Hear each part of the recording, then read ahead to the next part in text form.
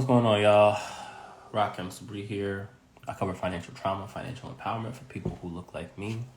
Came across a video that kind of inspired this. Basically, there was a guy who was talking about how you cannot worship the ancestors and Jesus at the same time.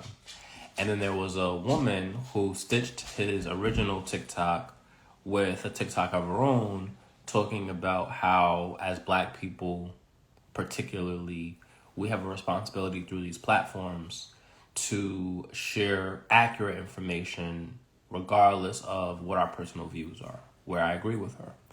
However, where I disagree with her was she went into the whole thing about how we are not worshiping the ancestors, we are respecting the ancestors. And this is in line with like African traditional religions. And so I said, that's really interesting, the power of words. I decided to go and look up the definition of worship and reverence. And interestingly enough, worship and reverence are synonyms of one another, or they're used kind of interchangeably. Worship had been labeled as being kind of outdated, whereas reverence is more relevant. And so I was, it's really interesting. I go and I comment under her post that the definition of worship and the definition of reverence to say that there is nothing wrong with worshiping the ancestors, right? Then I was like, man, like this could spin in so many different directions. And I started to think about this series, American Gods, which is a book turned into a series by, I believe, I'm gonna mess up. I don't remember the author's name, but basically the idea behind this concept of American Gods is that we give power to the things that we believe in. We give power to the things that we believe in. And what is the thing that all of us believe in, right? What is this thing that, when you talk about the value of all of these things that we invest in, whether it be the stock market, whether it be cryptocurrency, whether it be just the US dollar and the power, the global hold that the US dollar has on world economies, it's really fueled by this concept of belief. And so my question to you is, do we, as a global culture and specifically as a US culture, and then even more specifically as a Black culture, do we worship money? And as we think about the answer to that question, then we can kind of open up the conversation around how does placing this value through worshiping of money impact or influence or perpetuate financial trauma? Certainly, I think that it does, right? Because when we place so much value on money, right, this idea of money, and I think a lot of people, they get caught up in looking at money as just this one-dimensional or this two-dimensional thing, right? It's a transactioner. It's the fuel for what we have these transactions, right? I give you money in exchange for product. I give you money in exchange for service. I give you money in exchange for time. Or I spend my time in exchange for money.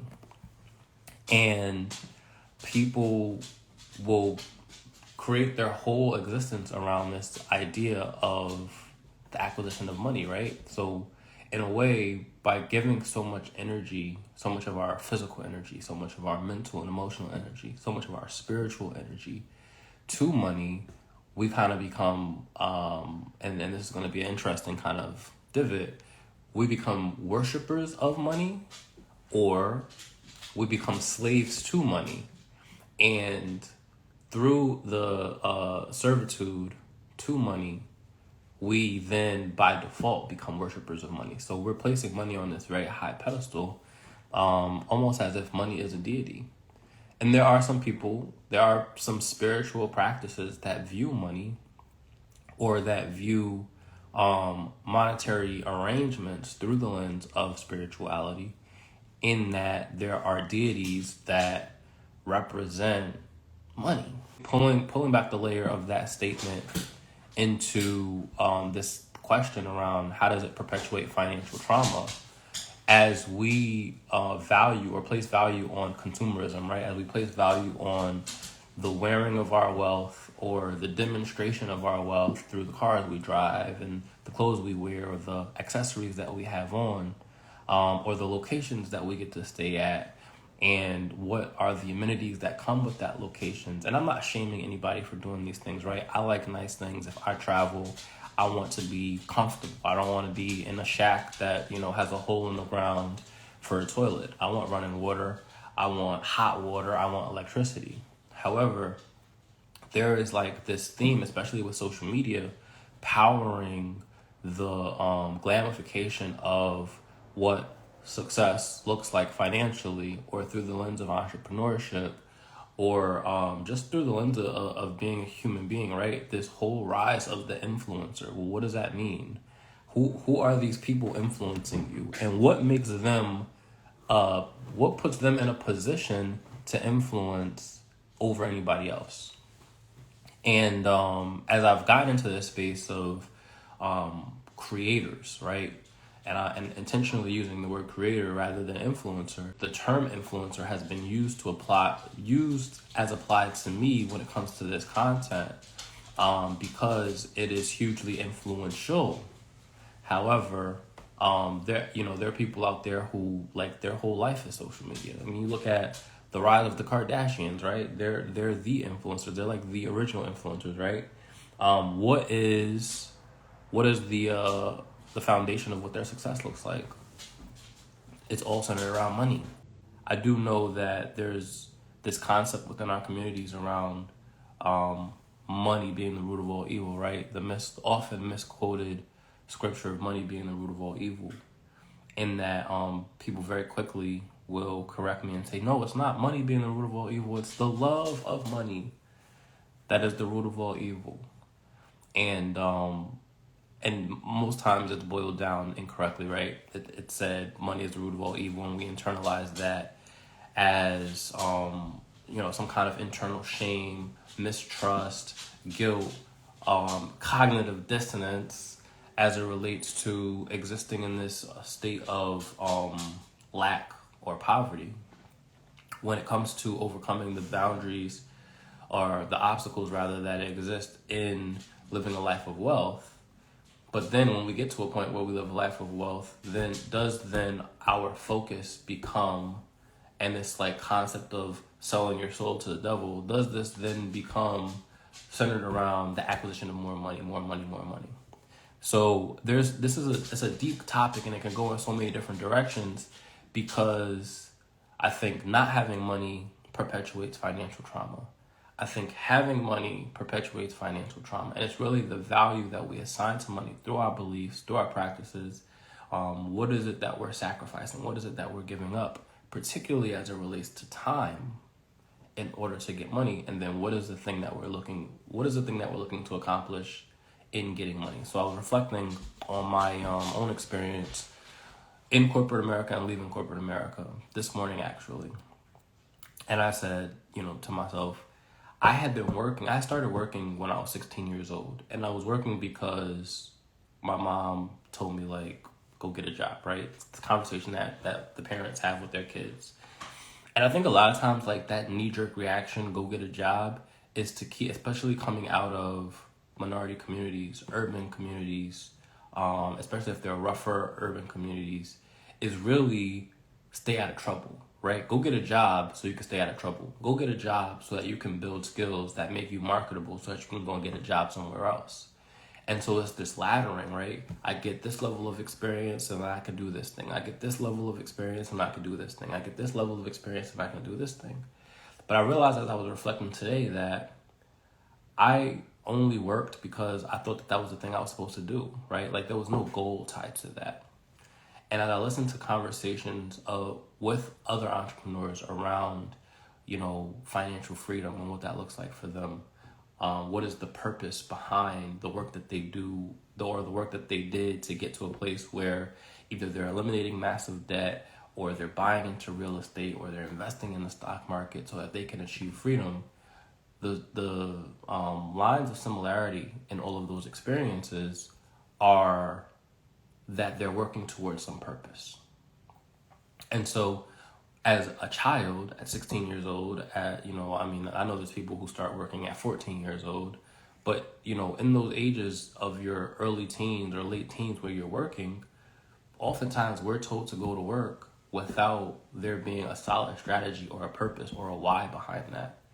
And so we learn at a very young age then to worship money because, well, I've been working so I'm 32 years old right now. I've been working since I was 16 years old.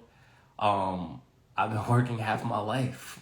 Like, that's crazy to think about. I've been working like literally half my life, and and for what, right? Just to get a paycheck. And so I think as these conversations happen and we talk about financial literacy, the importance of financial literacy, which I agree, it's very important.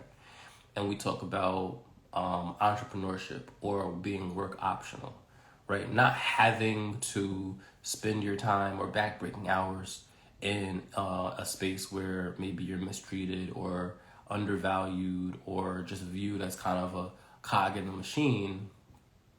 We also have to like start talking about purpose and using purpose as a compass to direct the choices that we make, particularly as it relates to money, so that we can avoid some of the traumas associated with money, whether that is not having enough or making it and constantly feeding into this idea of more. So I know I'm jumping all over the place right now, but bringing it back home, right? Reverence or worshiping of money and how that perpetuates financial trauma. When we look at situations even in the media, in the news, where a lot of these rappers are getting killed or robbed and killed in order to, not in order to, but because of the wealth that they display, which is characteristic of the industry, right? In order for you to be hot, in order for you to be lit, you gotta have like the jewelry, you gotta have the cars, you gotta have XYZ, and it incites this spirit of envy or this spirit of this coveting spirit that says he has it, I want it. And so I'm very careful too as my platform grows to be very honest with people and not flaunt or portray that I have it more than I do. And certainly if I do have it, I don't want everybody to know that I have it, right?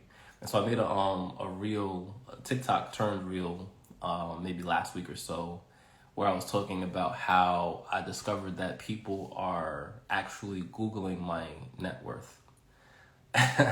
Like if I start to type my name into Google, it'll say Rakim Sabri net worth. Like Google will assume the answer to that question, which is the indication to me that people have searched it.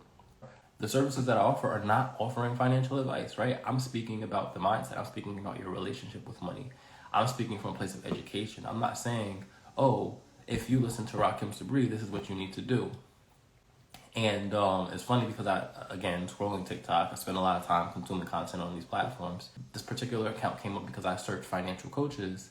There's a black guy, financial coach, 200 some odd thousand followers, and I'm scrolling through his content, and I come across a video where he says, if you listen to me, you are going to be able to do ... right? Big commitment off rip. And I'm like, wow, that's dangerous.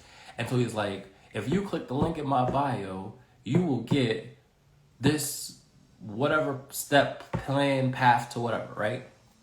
And so he goes into different plans. He's like, first, what you need to do is open up a bank account. And then you need to do, and he's like going through these steps. And I was like, man, like this guy, because financial coaching as an industry is not a regulated space, so you do not have to be certified to coach. This guy is going and doing the exact opposite of what a coach should do by giving these blanketed pieces of advice to everybody, to 200,000 plus followers, and telling them to do X, Y, Z so that they could click the link in his bio so that they could get access to his download, so that they could probably add it to his funnel, so that they could probably be marketed to around his course and his coaching product.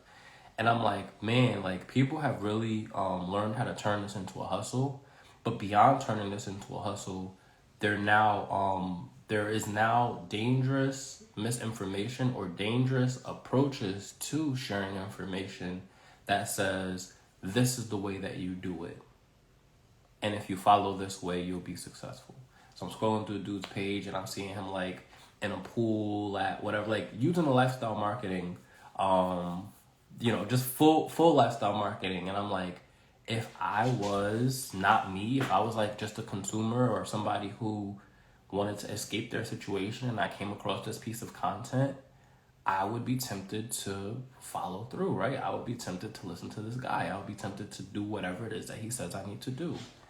And then looking at his social proof, with the number of followers, et cetera, I would be like, this guy is it. Like, he's a black guy. He looks like me. Like, I need to be following him. I need to be doing what it is that he's doing. Where me as the financial educator is looking at his content and I'm like, man, that's irresponsible. That's financially irresponsible, right? Shout out to the book, Financially Irresponsible. And in that, it's also the perpetuation of trauma. It's the perpetuation of financial trauma, because if I then did follow through with his plan, right, and it didn't work, well then his argument could be, well, you didn't work hard enough, right? So then there's guilt and there's shame associated, right? Or his argument could be, well, personal finance is personal. So like you're backtracking on your commitment to getting me to be able to save XYZ dollars, or be able to, basically mirror this lifestyle that you are articulating or perpetuating in your background. But I think for those who really, really at the bottom of like the gutter, right? The who are struggling and desperate, can look at his content and be like, that's a target, right? So then again, it inspires this feeling of, it inspires this spirit of coveting that says, I want what he has. And I want to cut the line, right? I don't want to do the work. I deserve to have what he has. What makes him better than me? What makes, I've struggled enough. He already has it. It's mine for the taking. I'm going to go and take it. And I think that attitude is, or that the spirit of that coveting is not talked about enough in this space, as we look at people who use lifestyle marketing to sell their course, to sell their product. And there's too many people, including Mr. Rich Dad, Poor Dad, right, who have made millions off of the product that they sell and not the information that they're supposedly selling, right? Robert Kiyosaki did not get rich from real estate. He got rich from his books and his courses. And so we see repetitions of that over and over and over again through social media with these influencers. And I'm not saying that there's anything wrong, and please don't misunderstand me as saying that there's anything wrong with building a course, selling a course, buying a course, right? I've created courses. I'm in the process of creating a course. I think it's absolutely brilliant that we live in a time where we can share knowledge and we can monetize that knowledge in a meaningful way to make a difference in people's lives.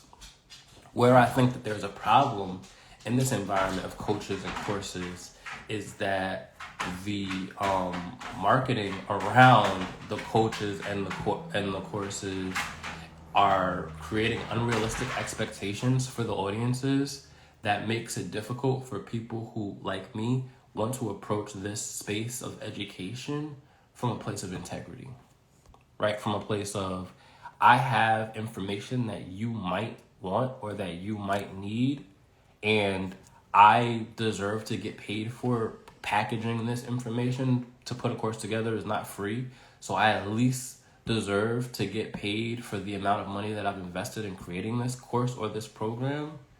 But I'm not going to sit here and sell you, gold during the gold rush that's not there anymore. And so, marketing is psychological, money is psychological, like trauma is psychological. I think there's an ethical way to do all of these things. And the ethical way is often the harder, more challenging way. And I'm speaking from experience, right? As a coach, as a course creator, as a content creator, the integrity that I have does not allow for me to market my successes as like, here's the magic pill that you buy and you take and you're going to become Rakim #2, right?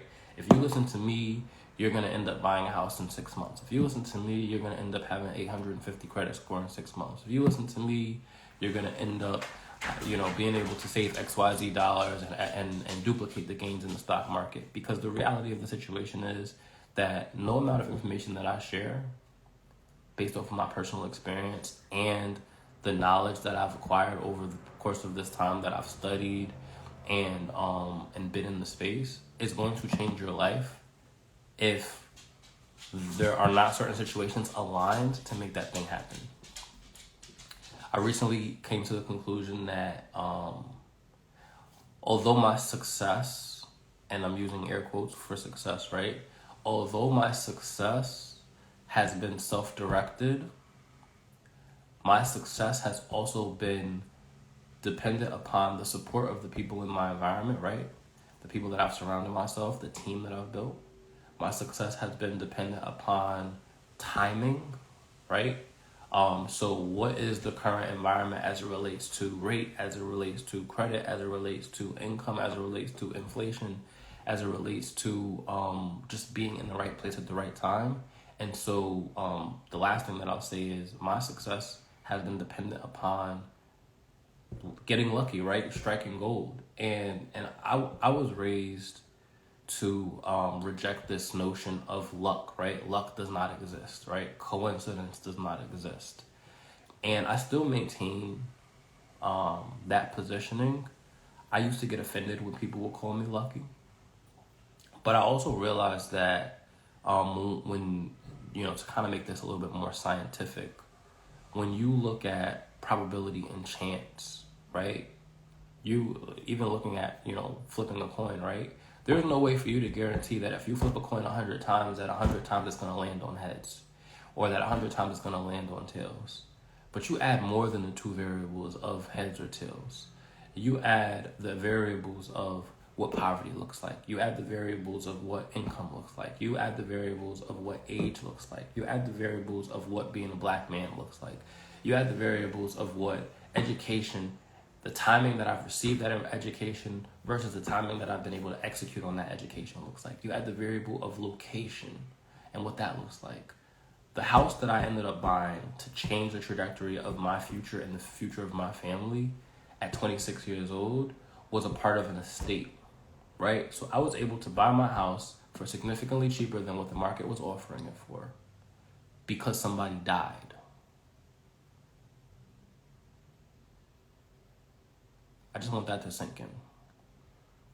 The timing around me being able to purchase the property that ultimately changed the direction of my life and the life of my families was possible because somebody died. And that's not to say that if I didn't end up buying this property, right, that I would not have been able to go on to buy other properties.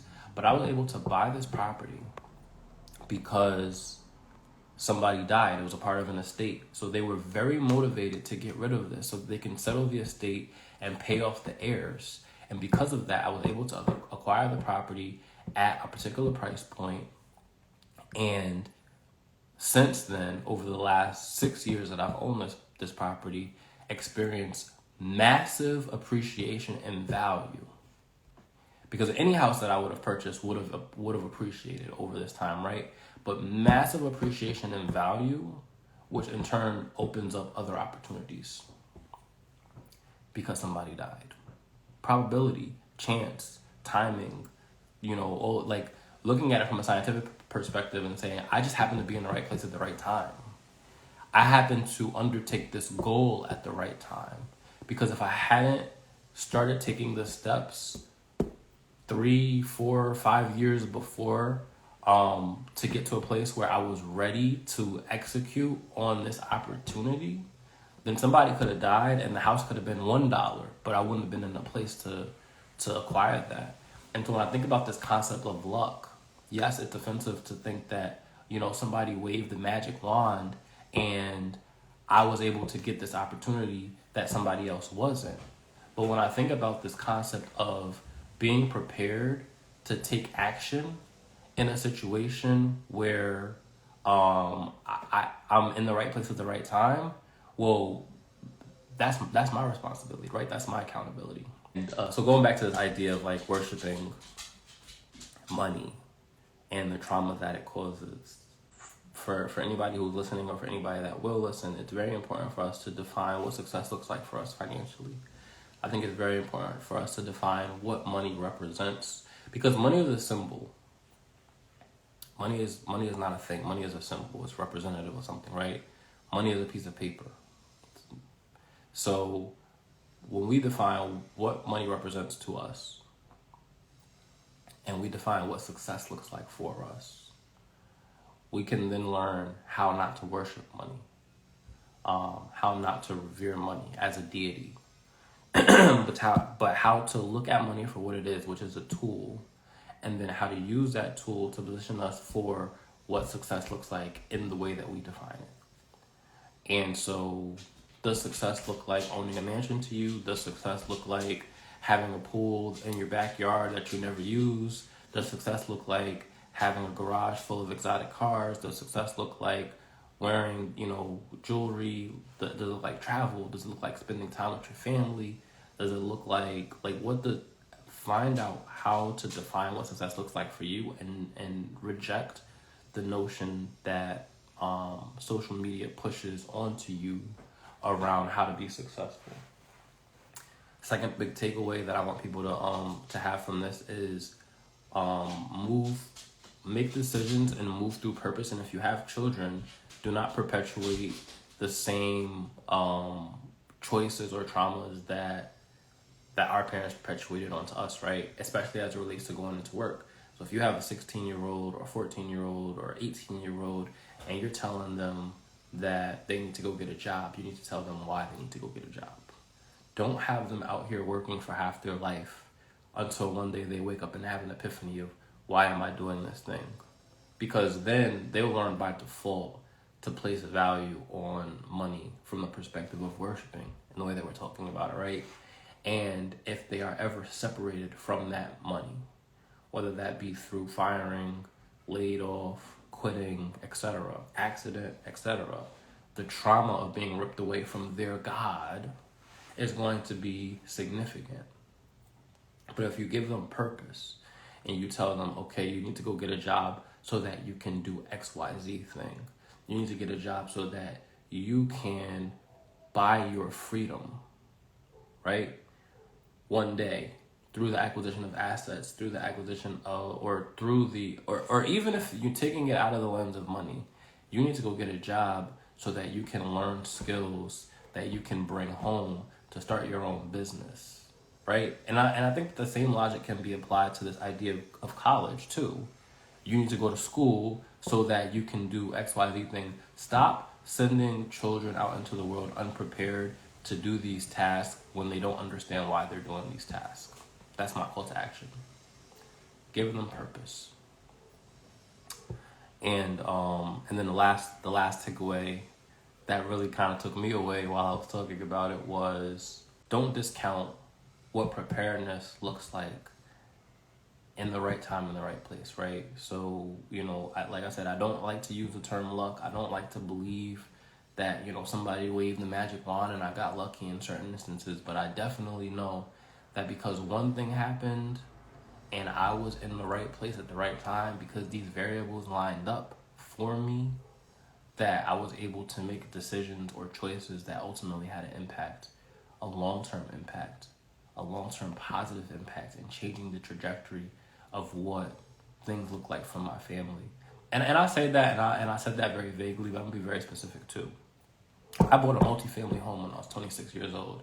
I moved my mom and her fiance into one of the units. I saved my mom and her fiance money on a monthly basis from where they were previously living, so that they could then build credit, save money, so that they could then go out and buy a home of their own. Because I bought a house at 26 years old because somebody died.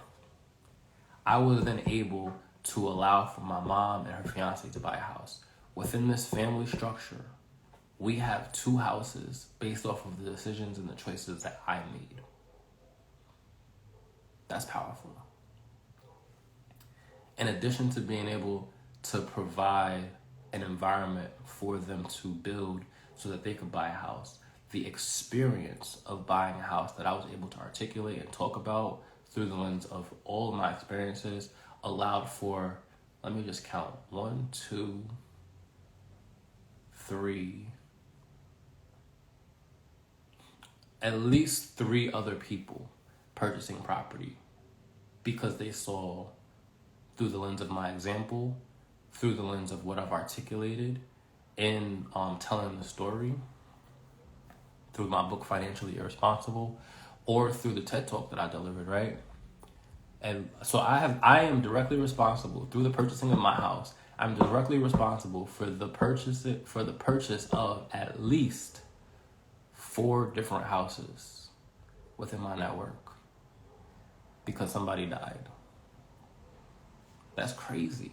That's crazy to think about. Because somebody died, I was able to purchase a house, which ultimately resulted in 4 people outside of me, at least, being able to purchase homes through my example. Crazy.